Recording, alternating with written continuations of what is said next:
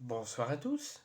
C'est le jour des débriefs et des analyses des grandes surprises qui se passent depuis le début de ce week-end. Et après, on se calmera au niveau des surprises et on parlera de l'Olympique de Marseille qui joue demain contre Clermont avant le choc entre Lille et le Paris Saint-Germain.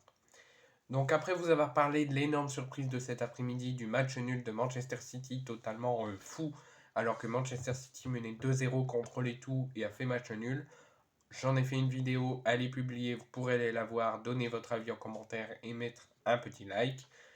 Je viens de vous faire, elle est en cours de publication, le débrief et l'analyse du match qui s'est terminé il y a environ une bonne demi-heure de l'OGC Nice chez le Provu Havre, le Havre, et de la défaite de Nice au Havre, je vais y arriver, 3-1.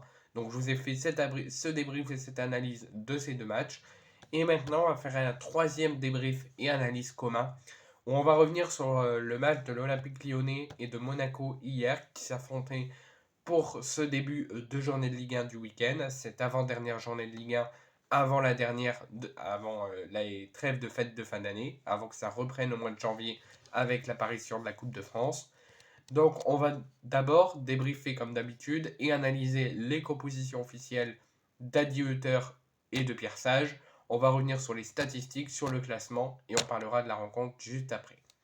Donc les compositions de l'AS Monaco, donc 3-4-2-1 mis par Adi Hutter, Philippe Cohn dans les cages, défense à 3, Singo, Zakaria qui de base milieu offensif qui joue défenseur central, Salissou, Diata, Fofana, Kamara, Jacobs au milieu, Akliouche et Minamino, et en attaque, pas de Ben Yedder, Folarin, Balogun. Pour moi, j'aurais mis une attaque Balogun-Ben Yedder pour cette rencontre, parce que c'est une grande importance, ça peut mettre de la pression sur Nice qui joue aujourd'hui et sur le PSG qui joue demain. Donc côté lyonnais, c'est pas du tout la même compo, c'est un 3-4-2-1 avec Anthony Lopez dans les cages, Kaletakar qui refait sa réapparition et qui rejoue, Lovren, O'Brien, milieu défensif à 4, Tagliafico à gauche, Mata à droite, Tolisso, Cacré au milieu. Deux attaquants qui soutiennent l'attaquant en pointe, Cherki et Noama. Et en pointe, Alexandre Lacazette. Au niveau des avertissements et des exclusions, aucun carton rouge n'a été donné lors de cette rencontre. Côté monégasque, il n'y a qu'un seul joueur qui est averti, c'est Singo. Et côté lyonnais, il y a deux joueurs qui sont avertis, qui ont reçu un carton jaune, c'est Enrique et Mata. Au niveau des changements faits par Adi Hutter et par euh, Pierre Sage, côté Adi Hutter et Monaco, c'est Camara, Jacobs, Akliouche qui ont cédé leur place à Ben Yedder, Ouattara et Diop. Donc côté monégasque, il y a Ben Yedder, Ouattara, Diop, Macheki, Maripan, Boabré, Matsima, Ekelfekele et Mangassa sur le banc.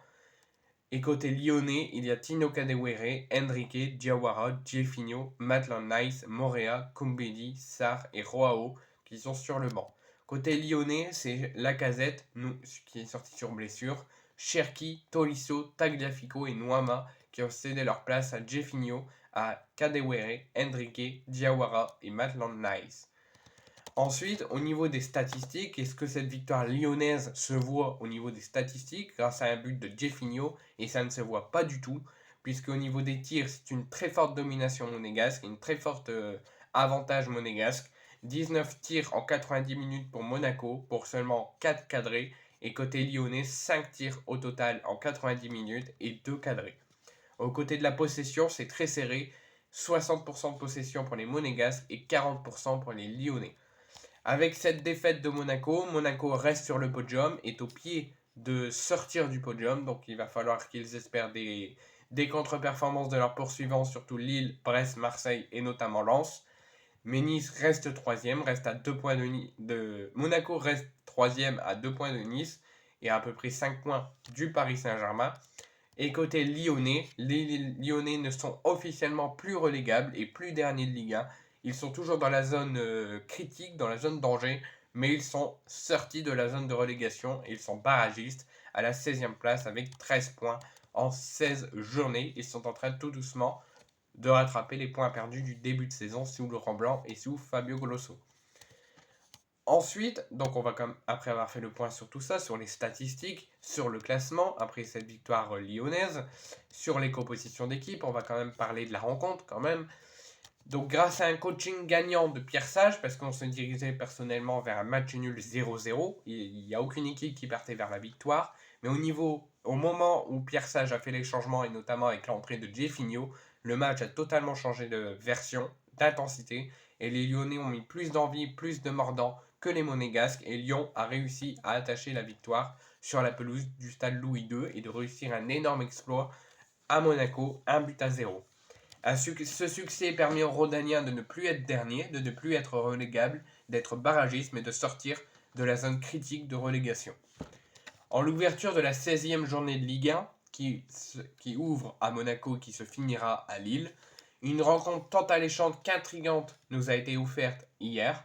En déplacement sur la pelouse d'un Monaco impressionnant depuis le début de saison, Lyon avait à cœur de réaliser l'exploit et de confirmer son regain de forme après le succès à Rennes 1-0 et le succès à domicile contre Toulouse 3-0.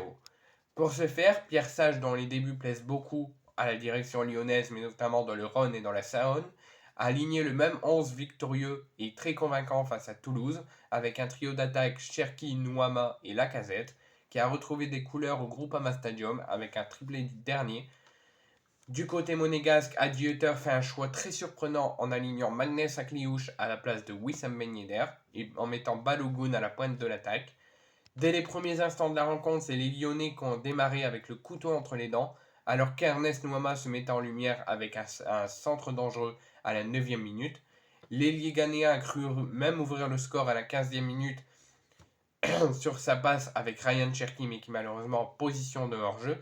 Donc les Monégasques ont le couteau entre les dents, ont du mal en ce début de rencontre, et ces 15 minutes totalement dominées par les Lyonnais, qui tentent occasion sur occasion pour déjà mener au score. Les Monégas sont alors revenus dans la partie en mettant le doute aux Lyonnais, en mettant de l'intensité dans la rencontre et en se procurant de premières occasions. Et les coéquipiers de Balogun ont fini fort cette première période puisque l'ancien Rémois s'est illustré à 2 reprises, à la 37e et à la 39e, en faisant briller Anthony Lopez, en ne cadrant pas malheureusement ces 2 occasions. Impérial dans ses buts, Anthony Lopez a été impeccable sur les très peu d'occasions, mais sur les occasions quand même monégasques de la première période, et notamment sur la tentative dangereuse juste avant la mi-temps de Magnès Akliouche. Donc à la mi-temps, 0-0, les Lyonnais ont dominé fortement les 15-20 premières minutes, le reste a été dominé fortement et avec beaucoup d'intensité par les monégasques, ça se rend coup pour coup, 0-0 à la mi-temps. Au retour des vestiaires, le rapport de force est resté le même entre les joueurs de la principauté, plus incisif, le même qu'en première mi-temps, tandis que Ryan Cherki a essayé de faire mal à la défense assémite dès les premières minutes de cette deuxième période, mais Mohamed Kamara a allumé la première mèche de la rencontre de la deuxième période en mettant le doute au Lyonnais et en armant une frappe puissante qui allait heurter le poteau d'Anthony Lopez qui était trompé vers l'heure de jeu. Et alors que Lacazette a même tenté sa chance à l'heure de jeu, mais trop loin. Monaco a remis le couvert en se montrant assez agressif et en mettant le doute aux Lyonnais aux abords de la surface rhodanienne, mais Balogun s'est encore montré très imprécis et sur l'entièreté de la rencontre avant sa sortie, et la puissance de Youssouf Fofana n'a malheureusement pas permis à Monaco d'ouvrir le score. Et face à toutes ces actions vendangées par manque de subtilité ou d'aplomb et même d'efficacité, parce que si Monaco n'a pas gagné, c'est pas parce qu'ils ont fait un mauvais match, ils ont fait un bon match, ils ont fait ce qu'il fallait, mais ils ont manqué d'efficacité, d'allant offensif et de subtilité, de stabilité pour réussir à marquer. Parce que Monaco a eu beaucoup d'occasions, mal jouées, d'autres bien jouées, En fait, il manquait un gros manque d'efficacité offensif côté monégasque pour tromper la défense rhodanienne. Et le football a changé, puisque toutes ces occasions ont malheureusement payé négativement pour les monégasques, avec l'ouverture du score à même pas 5 minutes de son entrée, dans les dernières minutes de Jeffinho.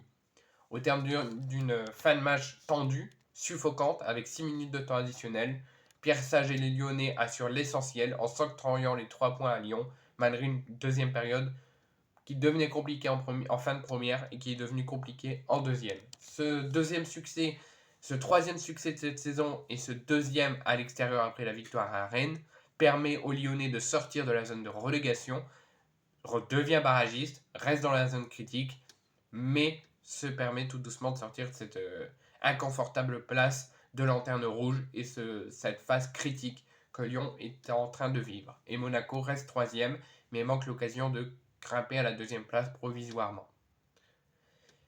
Et bien, qu'est-ce que nous réserve le football?